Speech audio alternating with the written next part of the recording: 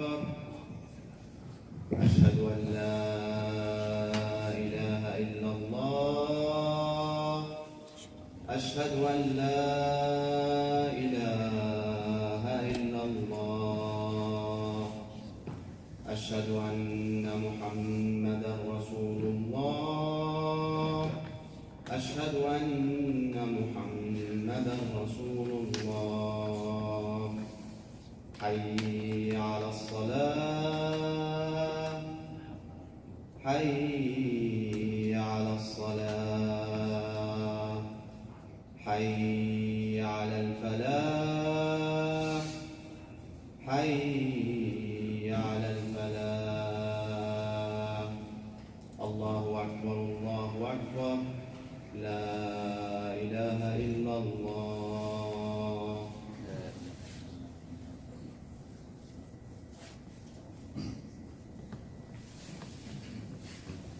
إن الحمد لله نحمده ونستعين به ونستهديه ونستغفره ونعوذ بالله من شرور أنفسنا ومن سيئات أعمالنا من يهده الله فهو المهتد ومن يضلل فلن تجد له وليا مرشدا والصلاة والسلام على أشرف الخلق أجمعين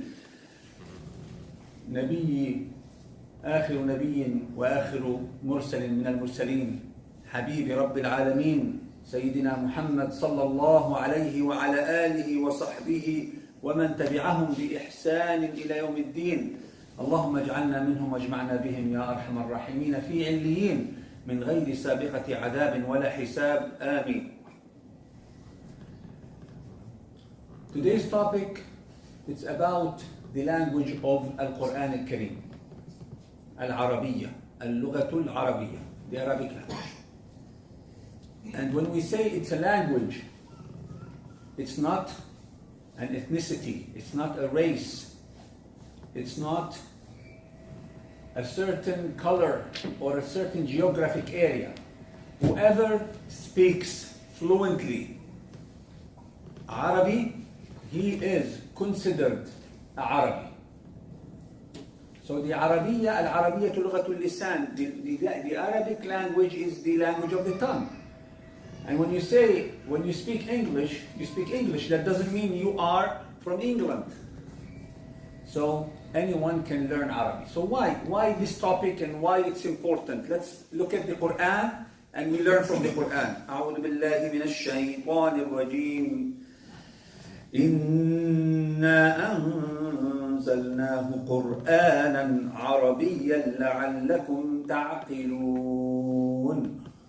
Surah Yusuf, al-ayah number 2. We, Allah Azza wa Jal, said we have descended the Quran in Arabic. Qur'anan Arabiyan. لعلكم تعقلون, so that you would ta'qil, you would think about it, you would understand it, you would believe in it, you will use your brain and use your aql, the intellectual, to connect the Quran and understand it and apply it. Subhanallah. لَعَلَّكُمْ تَعْقِلُونَ. The other ayah in Surah Taha, ayah 113. وَكَذَلِكَ أَنزَلْنَاهُ قُرْآنًا عَرَبِيًّا. وَكَذَلِكَ أَنزَلْنَاهُ. We, for sure, we have also descended it Arabic Quran. Quran in the Arabic language. In Surah Al-Shu'ara, ayah 195, بِلِسَانٍ عَرَبِيٍّ مُبِينٍ. So talking about the Quran, that Allah had descended the Quran in the tongue. When you say the tongue, بِلِسَانٍ means the language. عَرَبِيٍّ مُبِينٍ, Arabic language, مُبِين, clear, to be communicated, to be used as a communication. And we stress about the point that when you say Arabi, it's the language that you use in communication, understanding and believing. Another surah which is Fussilat, ayah number 3. كتاب فصلت آياته قرآنا عربيا لقوم يعلمون. كتاب, here the Quran, sometimes it's referred to it as the book of Allah Azza wa Jal, Kitab Allah. فصلت, means the ayat, فصلت آياته, Quran Arabic. The ayat have descended in parts, in detailed, and those details, those ayat which were detailed in Arabic. لقوم يعلمون, so people, for those who learn, for those who know, for those who seek the knowledge. So these are few ayat. I can continue going on until we understand how important to know that Allah chose for a wisdom that He knows this language. So the deen, the Arabic, will be the bowl, will be the carrier, will be the vehicle of deen, of Islam to the whole world. Sayyidina Umar ibn al-Khattab had an amazing saying about this, and we all know Al-Faruq, the second Khalifa of Islam, قال تعلموا العربية فإنها تزيد في المروءة وتعلموا العربية فإنها من الدين. He is talking to the Muslims, he's talking to you and me, he's talking to the Muslims till Yawm al-Qiyamah, the Khalifa, the Sahabi Umar ibn al-Khattab, and he says, learn Arabic, learn the language of Quran. فإنها تزيد في المروءة. It increases your muru'ah. There's no real English word that I can use for muru'ah. But I can try my best to tell you what muru'ah is. Muru'ah can include dignity, can include self-esteem, can include your reputation, can include the decency, how decent you are, how much you are careful with your the way you deal with others. You are so high level in your akhlaq, in your manners, that when you could tell someone, this is a man of muru'ah, so you don't lie.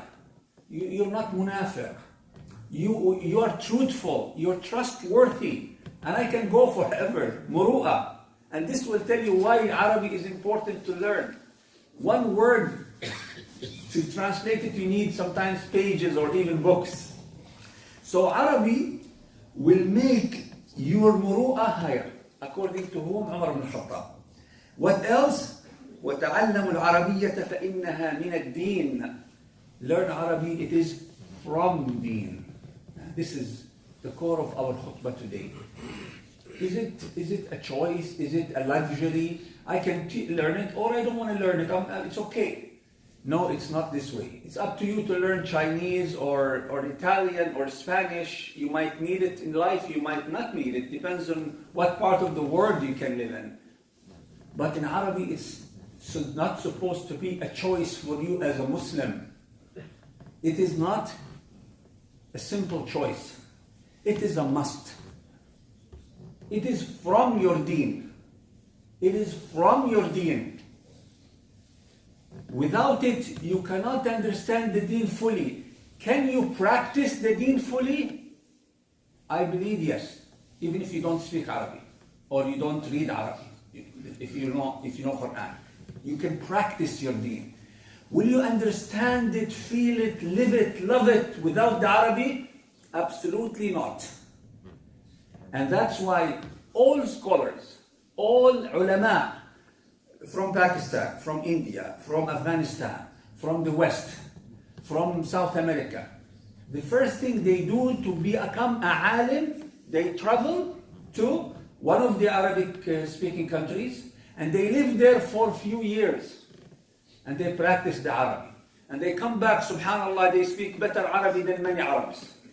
They know the poetry, they know the history, they know the fiqh, they know the grammar. And that makes them real scholars. Some issues that we face even here, some debates I have witnessed myself even between scholars. They say this fiqh, that fiqh, this opinion, that opinion. And subhanAllah, where they find the solution? In the grammar. And then one of them will bring, okay, this is this dalil, this evidence from the Quran or from the Sunnah. Let's apply the Arabic language. Let's test the dalil with grammar. And subhanAllah, one of the opinions becomes stronger just with that dalil. Provided, of course, it's something that they can debate about. It's not the clear-cut halal and haram. So it is important. Shu'bah, one of the ulama, tabi'een, said, تعلموا العربية فإنها تزيد في العقل. Subhanallah. This is maybe, it's my first time to hear it, but he's a alim, he's a muhaddith. Shu'bah said, learn Arabic إنها تزيد في العقل. It grows your brain, it grows your intellectual, the Arabic. And I only feel this when I receive through WhatsApp, through Facebook, some sentences in Arabic language that has a lot of wisdom in. The first feeling, wallahi, I have two feelings. I talk about my personal experience. Two feelings mixed at the same time. The first feeling is, subhanallah, couple of words it can redirect my thinking. It can correct my life. It reminds me with so many things that I forgot to practice. A couple of words, such a powerful reminder, because I understand those words in Arabic. The second feeling is, I feel so sorry that my children, my own children, cannot feel this feeling, cannot have this understanding for those simple words. Simple Arabic words. A hikmah, a wisdom, a hadith, a dua, a description, a tafsir, a fiqh, a alim qawl, a history. The way it is described in the language is so powerful, so meaningful, so attached to the heart. There is a secret, wallahi, in this language. This language is really powerful, and I really wanted to talk about it here today. It's a topic everybody knows, but let's tackle it. Let's wake this thing inside our hearts. And the Quran, in the ayat, Surah Ar-Rahman, قال تعالى الرحمن علم القرآن خلق الإنسان علمه البيان. علمه البيان. Before saying الشمس والقمر والنجم والسودان والجبل, all these ni'am, all these beautiful proofs and ayat that Allah exists, all these powers of Allah Azza wa Jal, He started after the Quran and خلق الإنسان with al-bayan. Al-bayan means the clarity of communication, the words, the Arabic, basically. The bayan. All the Anbiya, all the Rusul, without this bayan, without the language, they cannot communicate the deen. They cannot communicate the risala, the message. So the conclusion of this part, al-Arabiyyatu al-Fusha, and here this message for the Arab, for those who were born in Arabic countries. Al-Arabiyyatu al-Fusha sabiluna lita'allam al-din. The Fusha Arabic, the language of the Quran, is our way, is our main way to learn our deen fully, which will help us learn Quran and Sunnah, which help us learn tarikh, shi'r, nathar, the history, the poetry. There is so much power in poetry. And nathar, the essays, the stories. Subhanallah, ilm of the language opens the door to many sectors of ilm that are not available for those who are weak in language or don't know the language. العامية تفرقنا والفصحى تجمعنا. 26 countries used to speak one language, besides Muslims who lives in non-Islamic or non-Arab countries. And they were dissected in early 1900s into 26 countries. And each country was given a flag, given a border to fight for, and they considered the next to the border who was my brother yesterday, today he became my enemy. And if that brother of mine crosses the border without permission, I'm allowed to shoot him. And whoever dies in this battle, he is a shaheed of the country, of the land. This, how did they win this battle? By empowering the local accents of the language, and putting the Fusha behind our backs, only in the books, and putting, subhanAllah, the politics in front. Before that, Islam and the language united this huge, mashallah, almost 500 million people at that time speaks that language. And besides the Muslim brothers and sisters in India, and in Pakistan, in Afghanistan, in Bangladesh, in Kafkaz, in Turkmenistan, in wherever they are, they live under the Islamic management, Islamic countries, in this Islamic system. They used to learn Arabic. They used to learn Arabic. One of the ways that the enemies of Arab and this Arabic language and the Islam, even in some countries, they took the Arabic away from the adhan, away from the dhikr, away from our Islamic events. That will tell you what the power that Allah Azza wa Jal have put in the Arabic language. أقول قولي هذا واستغفر الله لي ولكم فيا فوز المستغفرين فاستغفروا الله تفوزوا.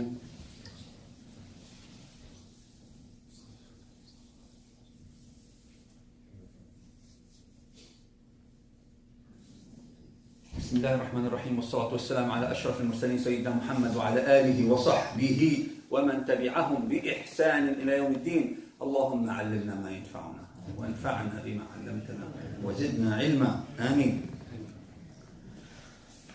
I was born, for example, in a non-Arabic speaking society.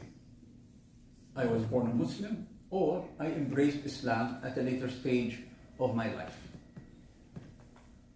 So Allah Azza wa Jal, will He hold me responsible for not talking Arabic or learn? Of course not. But since Allah Azza wa Jal made it easy for you to learn the language of Quran, to learn the language of Islam, to make the deen easy on you, it is my responsibility to seek that knowledge. And wallahi, for those, I say wallahi, for those who tried it, Allah made it so easy for them. A few years ago, I prayed in one of the masajid in Mississauga behind a young guy. He's not from the Arabic language. He's not from the Arab countries, but he is one of the best hafiz I've ever seen in my life. And mashallah, he reminded me with Abdul Basit, Sheikh Abdul Basit, he reminded me of Sheikh Al-Husari. His voice, so beautiful. It was in Ramadan. And then I came to him, he's early 20s, mashallah. I hugged him and I told him I'm proud of him. And then before I left, I asked him, mashallah, I'm sure you speak Arabic also, you understand what you're reading. And he said, no. I was, what? I was shocked. That time only I understood that there's so many hafiz of Quran. They do not understand Al-Quran. Now they do understand few verses.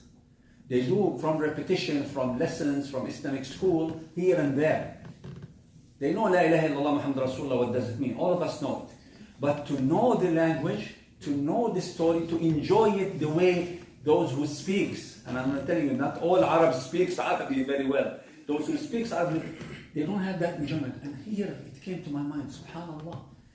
So we really have to tell those who love Al-Quran and wants to memorize it, they put so much effort, years. I personally know someone who took his kids out of school and he made them homeschooling for 4 years so they become hafiz. Some part of that should be learning Arabic, so they will enjoy. Al-Quran is not just for memorization, brothers and sisters.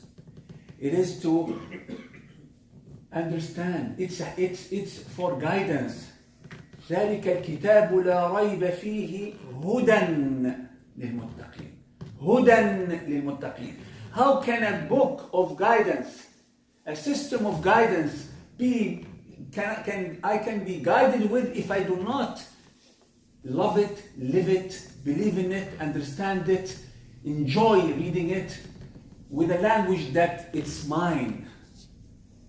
I can give you a small example. Let's say if there is a beautiful story that everybody talked about, or even a movie, but it's in Chinese and you don't know Chinese, and you just watch it and you feel good about it, how much would you understand of that story? Even if you know how to read Chinese, but you don't understand anything, it's useless.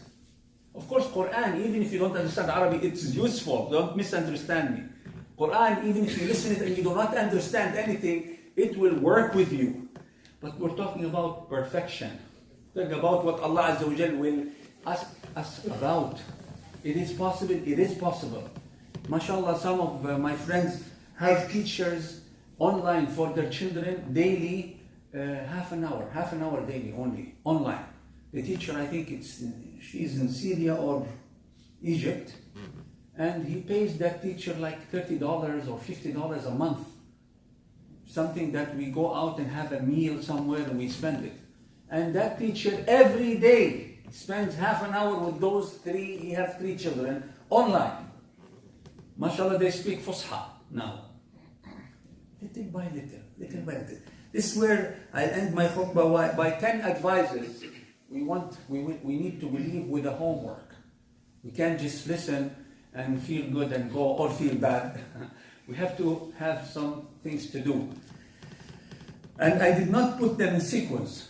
I just gathered them, and it goes from one person to another, the priorities are different. Number one of the main things that will help you and help your children learn Arabic are the schools, actual schools.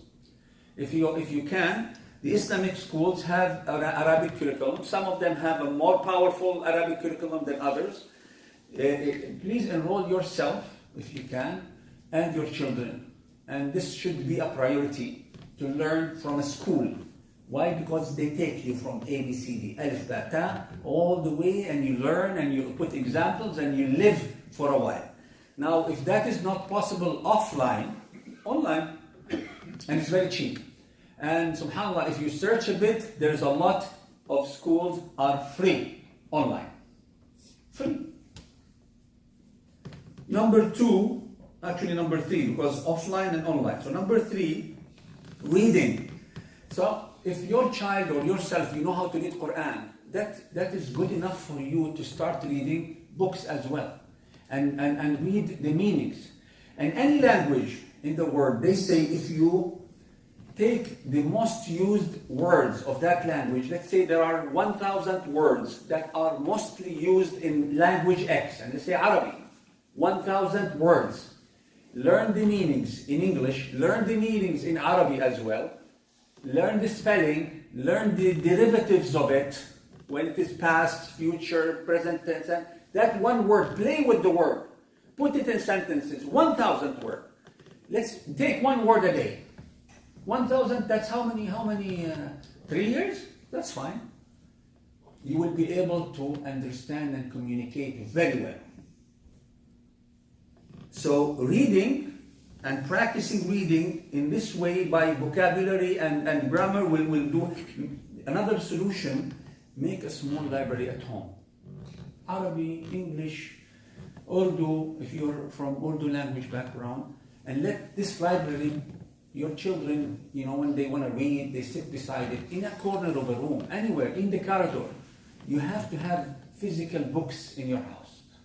And you have to make at least once a week a session of, come on, how much did you read? Come on, tell me what did you benefit?